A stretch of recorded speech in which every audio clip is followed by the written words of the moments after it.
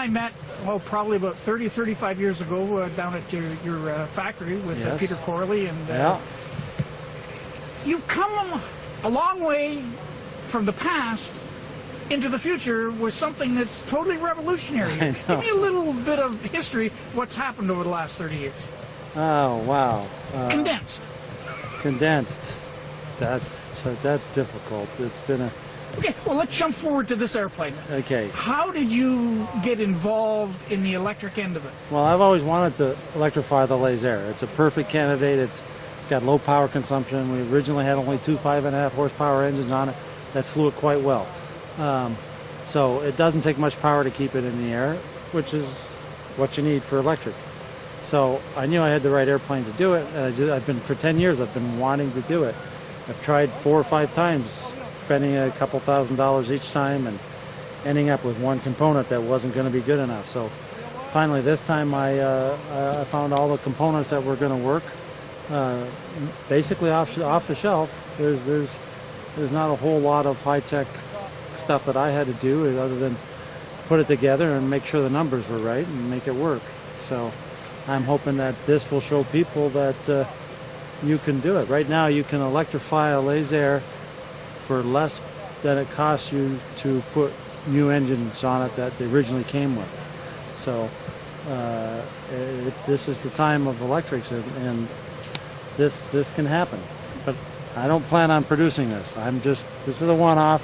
For yourself? I've done all the production before. I built 1,200 airplanes, and I just did this for myself.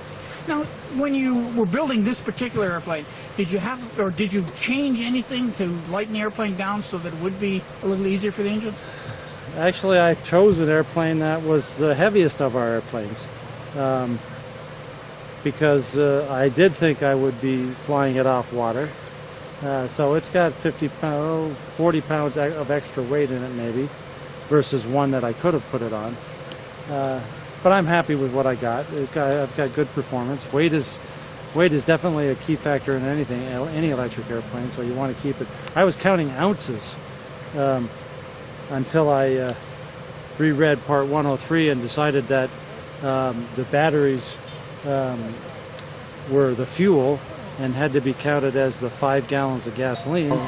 So you were able then to put the batteries in as the fuel? That's how I read Part 103. It says 254 pounds for the airplane and 5 gallons of fuel. And you also have a 75-pound, I believe, float allowance. Yeah, and that's a different story, and I'm well within that. But the 5 gallons of fuel is key, because 5 gallons is a measurement of volume, not weight. So my fuel, and the FAA doesn't define fuel in their definitions. So I looked up in Wikipedia, and it says any material that releases energy. So my fuel are the LiPo cells.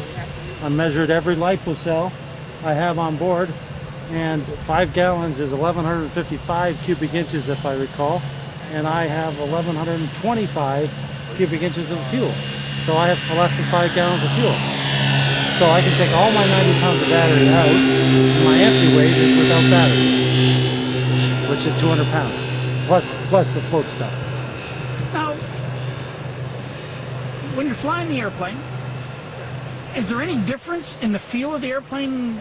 You're using, what, two 12-horsepower engines now, or 12, 13 horse? No, it fits right in between the two engines, the 9.5 horsepower Rotaxes that we sold most Lasers with, and the two 18 horsepower JPXs. It performs right in between there, and nothing's unexpected. There's some unique things when you're flying electric. You can, when you're taxiing, you can just bring the throttle back and not burn any fuel. And in the air, it's much smoother at low RPMs. Yeah, you don't get that old pumpiness that you got out of the Rotaxes. You don't have. You can actually use the engines to change your glide ratio, so that you can become a sailplane of any glide ratio you want just by playing with the throttles at low RPM. And that's really neat. I've done a lot of gliding with this so far, and that's a neat feature. Now, when you compare, say, the 5 gallons of fuel that you would have on the old 276 or the old 185. 185s, how does that compare to life of and flying it with the electric? The what? The fuel? Yeah, say you had 2 185s on this, and Yeah. you had the 5 gallons of fuel on board.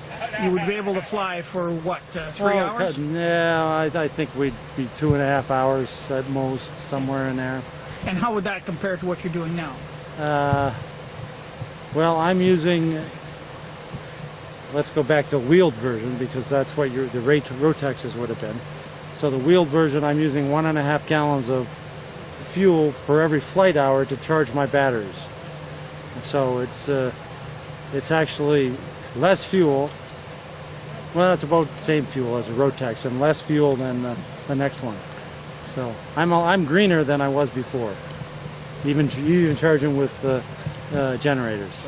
Now, how are we powering this? Like, how many batteries do we have here, and what kind of charging times are we looking at? There's 48 batteries of 4 cells in each wing, weighing about 50 pounds, and we're charging them off these chargers, off the one host circuit right now, and that'll take about 4 hours to charge that on one host circuit.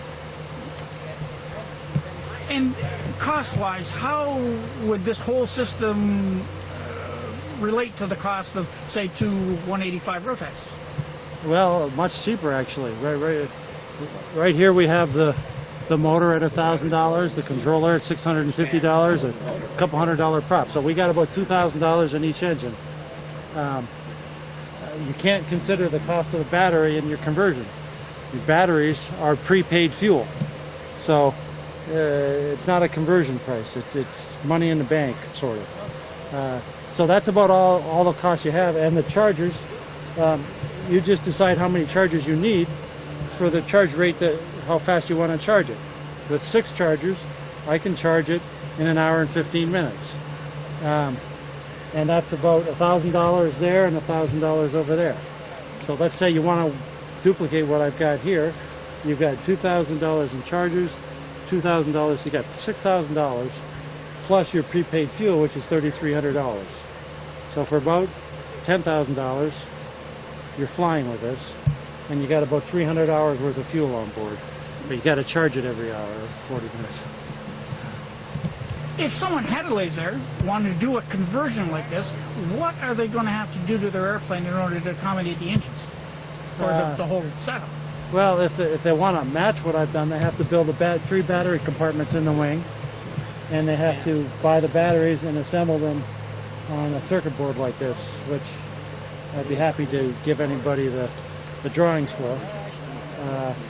Because there's over 1,200 of these that are out there, Right.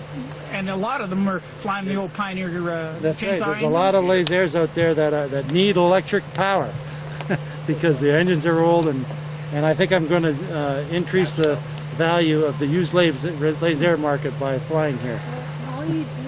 So, if somebody wanted to do this, is there a time you think that it would take them to do it? Like, there's nothing, if they built the airplane themselves, it shouldn't be a chore for them to do what they have to do. That depends if there's plans available. I guess I don't plan on making a commercial venture out of this. I want somebody to copy it and do it. So, or come up with something different and do it. I'm just showing people that it can be done, and it's not that hard and not that expensive. Now, I understand you've also posted most of this stuff on the internet. The whole for build some- log, the whole build log of this is on the rcgroups.com forum. It's a radio control modelers forum, and all you got to do is search electric laser in Google, and that thread will come up, and it's got everything that I've done so far, pictures and everything. No plans, but You don't want anybody contacting you directly. Let them go to the forum and then get their questions answered. well, yeah, I'm here to answer anybody's questions at Oshkosh, so I'll answer anything on the forum too. So Okay. the easiest way is through the forum. Okay, there's not a name, a phone number, an address, a website they can go to other than the forum? No, I think the forum's the best way. I don't want to do it commercially, remember? Okay, thank you very much for your time, Jim. Thanks.